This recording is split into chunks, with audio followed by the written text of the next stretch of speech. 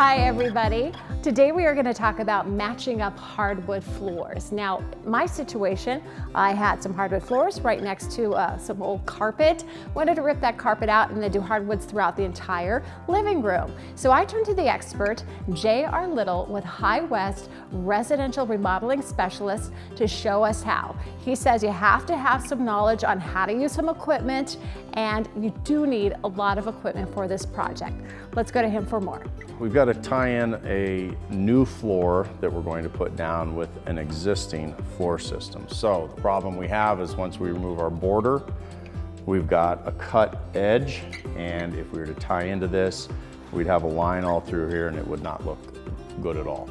So what we've got to do is we've got to pull some of this existing floor out, and unfortunately we've got to cut into it, pull some of these bigger pieces, collapse it, and then that'll allow us to take some of these small ones, and then we can lace all this in together and make it look beautiful. And what I'll do first is I don't want to cut into the subfloor, so I want to get my saw blade set to the depth of the flooring itself. So you can see how this moves up and down. You can go down and probably come up just a touch, and then you set your blade, because again, we don't want to be cutting through everything else under there, and we don't want to damage the subfloor if we can help it.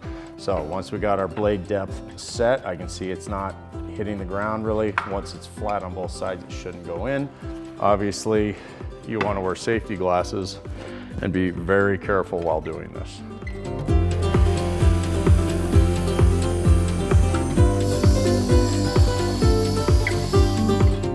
Okay, so I'm going to make another parallel cut here and cut essentially what would be a U out of the center of this piece. And I'm going to collapse it on itself, pull it out.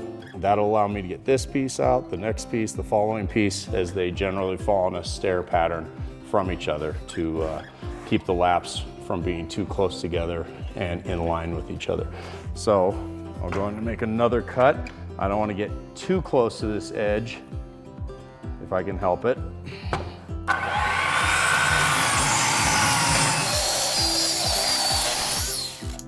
Okay, now see how nice and loose that is. I should be able to pop that right out of there, hopefully without damaging anything. Okay, so now, see how easy that is to pull? So you get your female end here, that's easy to get out of there.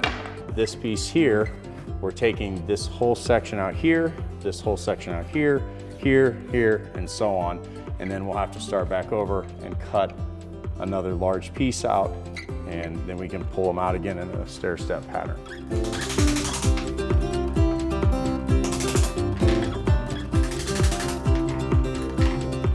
Some of these will get stuck in there, and you'll use your bullnose dikes or pliers to pull those out. Be sure to talk to your specialist at your floor supply store. They will fill in any gaps and answer any questions you might have or things you just don't quite understand. Once you have made the cuts and removed the necessary boards, you can line up the new boards with the existing hardwood floor. To do this, you make a straight chalk line across the room. You can't use a wall because walls just aren't straight. This helps make a straight line that you can set your wood on so you have even flooring. Have someone hold one end of the chalk line, stretch the line across the room. Measure so you have your chalk line running parallel to your starting wall. Snap the chalk line so it leaves a straight chalk mark on the subfloor. Once you have your chalk line, you can lie down your first row of hardwoods. Use a nail gun to anchor them down. Then lace the new boards into the gaps that you cut out.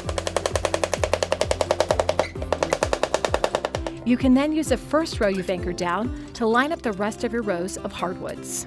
To see how we install the rest of our hardwoods, see our previous segment on our website or our YouTube channel. You can also get more information on this project on 9news.com/fixthis.